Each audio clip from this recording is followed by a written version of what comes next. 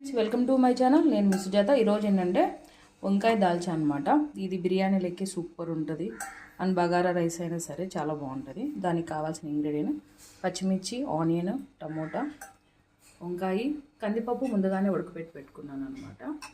అలాగే చింతపండు పులుసు. ఇది వచ్చేసి ఒక నిమ్మకాయ సైజ్ అంత తీసుకున్నాను. ఇప్పుడు స్టవ్ ఆన్ చేసి ప్యాన్ పెట్టేసుకున్నాం. దీంట్లోకి ఆయిల్ పోసేసుకున్నాం.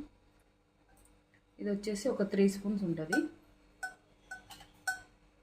అల్లం వెల్లుల్లి పేస్ట్ అన్నీ రెడీగా పెట్టేసుకొని చాలా ఈజీ ప్రాసెస్ అనమాట. ఇది బిర్యానీలోకి చాలా బాగుంటుంది. నేను ఈరోజు బిర్యానీ చేశాను, కానీ ఈ వీడియో పెట్టాను. ఫస్ట్ బిర్యానీ వీడియో ఇంకో రోజు ఎప్పుడన్నా పెడతాను. దీంట్లోకి ఆయిల్ హీట్ ఎక్కిన తర్వాత ఒక్క బిర్యానీ ఆకు, చెక్క, లవంగాలు, అలాగే ఒక యాలుక, ఒక లవంగం చిన్నది,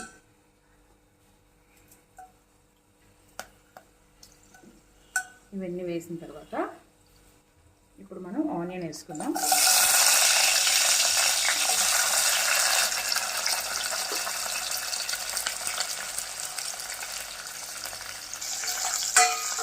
ఇది గోల్డ్ కలర్ వచ్చిన వరకు మనం ఫ్రై చేసుకున్నాము ఆనియన్.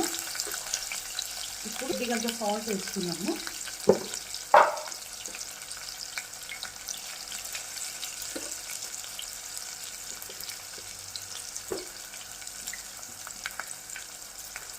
సాల్ట్ ఎందుకంటే ఆనియన్ తొందరగా వేగిపోతాయి అన్నమాట. మళ్ళీ ఒకసారి కలిపేసుకొని బాగా గోల్డ్ కలర్ వచ్చిన వరకు ఫ్రై చేసుకున్నాము. ఇప్పుడు పచ్చిమిర్చి వేసుకున్నాం. ఇలా వేగేటప్పుడు అవి కూడా బాగా వేగుతాయి అన్నమాట. ఇది చాలా బాగుంటుంది. దీంట్లో ఎగ్స్ కూడా వేసుకోవచ్చు, మనం బాయిల్ చేసుకొని ఎగ్స్ వేసుకోవచ్చు, అలాగే చికెన్ కూడా వేసుకోవచ్చు అన్నమాట. బాగుంటుంది. చూడండి ఇలా వేగాయి కదా. ఇప్పుడు మనం టమాటా వేసేసుకున్నాం.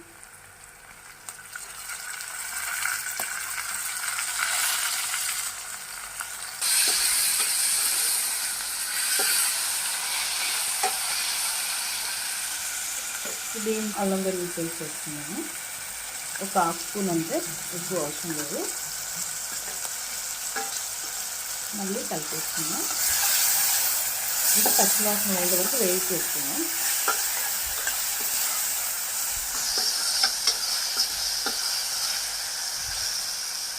ఇప్పుడు మనం ముందుగా వంకాయ కడిగి పెట్టుకున్నాం కదా, చూడండి ఈ వంకాయ ముక్కలు వేసుకొని ఆయిల్లో బాగా మగ్గనిచ్చుకోవాలన్నమాట.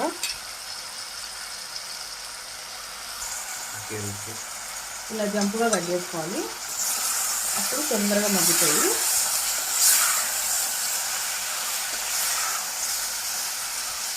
ఇప్పుడు మనం పసుపు వేసుకున్నాం.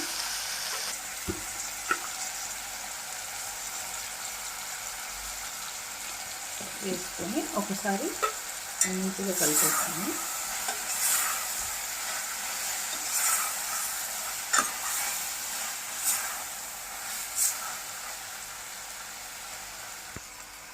ఇప్పుడు మూత పెట్టేసుకున్నాం.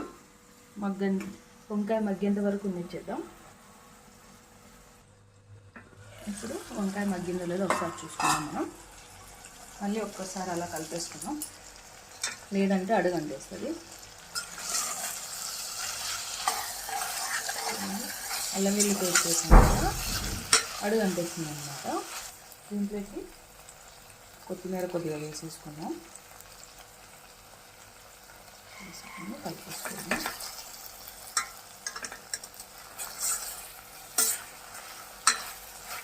ఇలాంటి వంకాయ బాగా మగ్గిపోతుంది కదా, ఇంకా కొద్దిసేపు ఉండిచ్చాం.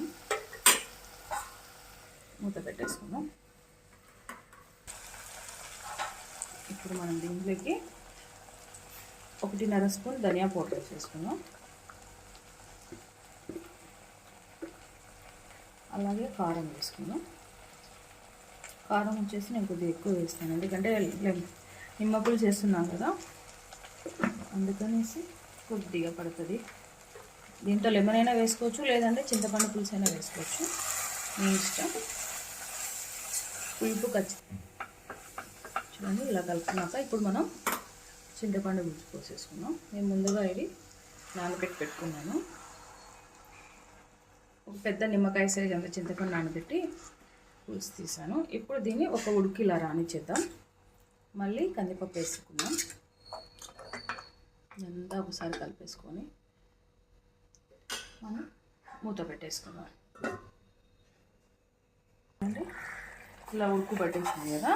ఇప్పుడు నేను ఇది వచ్చేసి ఒక చిన్న గ్లాస్ అంత కందిపప్పు తీసుకున్నాను.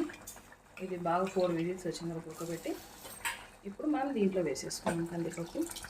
శనగపప్పు అయినా వేసుకోవచ్చు, బాగుంటుంది. లేదా 2 మిక్స్ అయిన చేసుకోవచ్చు. ఇప్పుడు వాటర్ వేసుకోవాలి. మనకి ఎంత చిక్కగా కావాలనుకుంటా, లేదంటే ఎంత పతలంగా కావాలనుకుంటే వాటర్ మనం చూసుకొని అడ్జస్ట్ చేసుకోవచ్చు. చూడండి, ఇలా అంతా కలిపేసుకొని ఒకసారి సాల్ట్ చెక్ చేసుకోండి. కొద్దిగా తక్కువ ఉంది. సాల్ట్, కారం అన్నీ చెక్ చేసుకొని వేసేసుకోండి. చాలా అంటే చాలా బాగుంటుంది. Mutton curry and bagara rice super combination ఇది. ఇప్పుడు మూత పెట్టేసుకుందాం. చూడండి, ఇలా ఉడకబట్టింది కదా. ఒక్క 10 మినిట్స్ ఇలా ఉడికేస్తే సరిపోతుంది. సిమ్లో పెట్టేసుకోండి. వంకాయ ఉడికితే సరిపోతుంది. ఆల్రెడీ మగ్గింది కదా ఆయిల్లో. సూపర్ అంటే సూపర్ టేస్ట్ ఉంటుంది. ఇప్పుడు మనం పైన కొత్తిమీర వేసేసుకుందాం. ఇందాక తీసి పెట్టుకున్నాం కదా, అది వేసేసుకుందాం.